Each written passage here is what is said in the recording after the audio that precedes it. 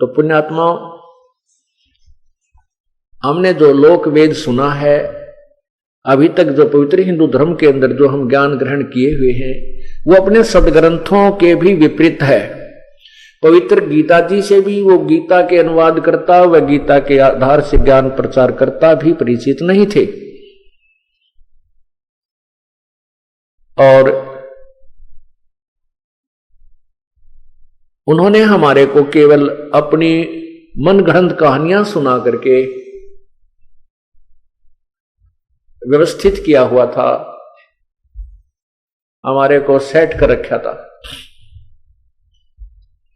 अब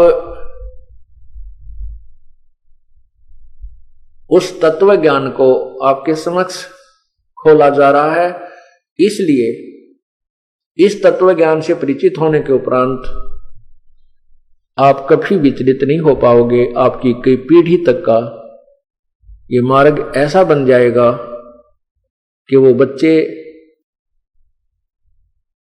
परमात्मा को प्राप्त करेंगे। वो बहुत ही पुण्यकर्मी प्राणी परमात्मा आपके घरों में भेजेगा।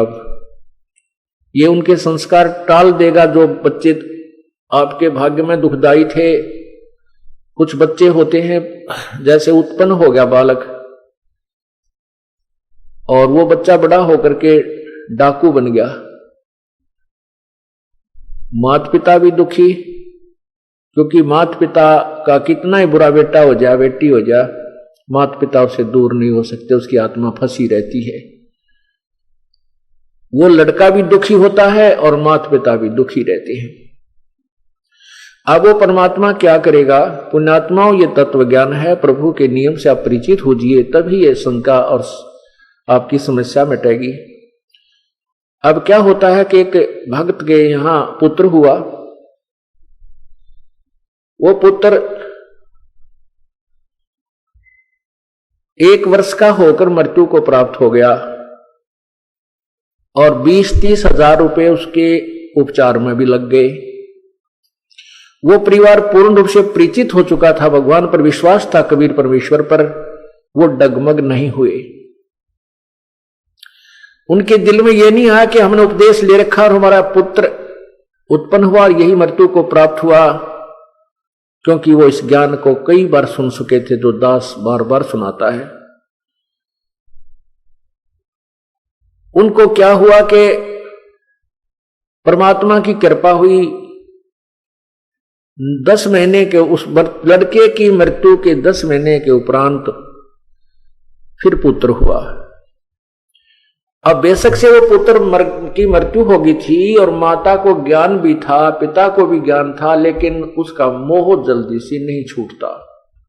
मां बहुत रोया करती थी, उसको याद भी करती थी, लेकिन विश्वास परमात्मा पर यह था कि भगवान जो करता है वो गलत नहीं करता। हमारे प्रभु ने जब ये मंजूर था तो ये हमारे लिए गलत नहीं हो सकता, लेकिन मेरे बस की बात नहीं कि मैं बेटे के मोह को भुला सकूं।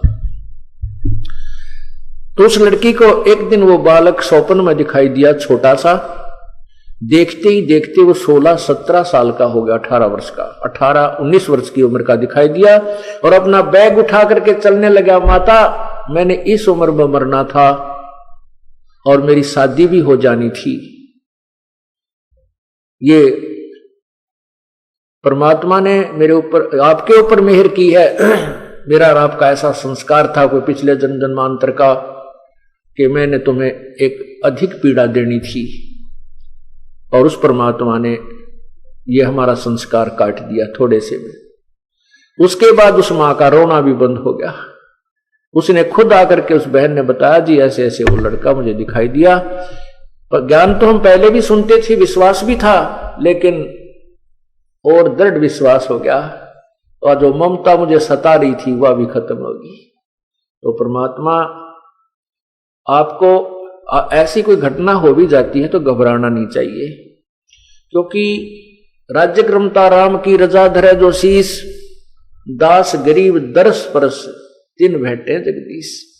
यदि वो बहन उससे विचलित हो जाती और रास्ता छोड़ देती, वो रोग तक काट दिया था परमात्मा ने, संस्कार तो चेंज कर ही दिया था, वो तो दयालु है, फिर नहीं देते उस दुख को, लेकिन और दुख बहुत हो जाते हैं। हमारे जन्म जन्मांतर के ना जाने कितने पाप इकट्ठे हुए पड़े हैं, संचित रखे हैं भगवान के दरबार में।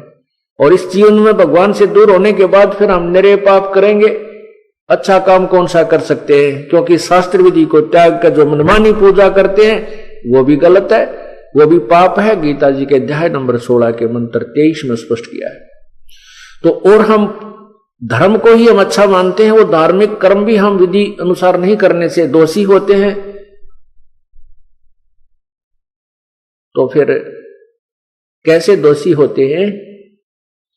100 वर्ष तो सतगुर पूजा, एक दिन आन उपासी, वो अपराधी आत्मा फिर पड़े काल की फांसी। 100 वर्ष तो सतगुरु अपने गुरुदेव के आधार से आप पूजा कर लीजिए, और एक दिन आन उपासना कर लीजिए, शास्त्र विधि को त्याग कर मनमानी पूजा कीजिए। उसके विषय में कहा है कि वो इतना अपराध है कि वो अपराधी आत्मा फिर पड़े काल की फांसी। होय होय। तो इसलिए परमात्मा के चरणों में आने के बाद हमारे पुण्य ही पुण्य बनते हैं, जो पाप भी बनते हैं। तो हम सिमरन सेवा आरती सुबह शाम आरती करते हैं, मंत्र करते हैं, तो उसको धो लेते हैं। जैसे कपड़ा दिन में प्रयोग करने से मैला हो जाता है, तो सुबह साबुन और पानी से उसको साफ करके धो के सुखा देते हैं, वो निर्मल रहता है। और जिस कपड़े पर मैली मैल लगते रहे, साबुन पानी का योग नहीं मिल सके, तो वो कितना काला हो जाता है, उसका स्वरूप भी बिगड़ जाता है, ये रंग भी नजर नहीं आता ये कैसे कलर का था। इसी प्रकार हम युगों युगों से इतने पाप इकट्ठे करके इतने मैले हो चुके हैं।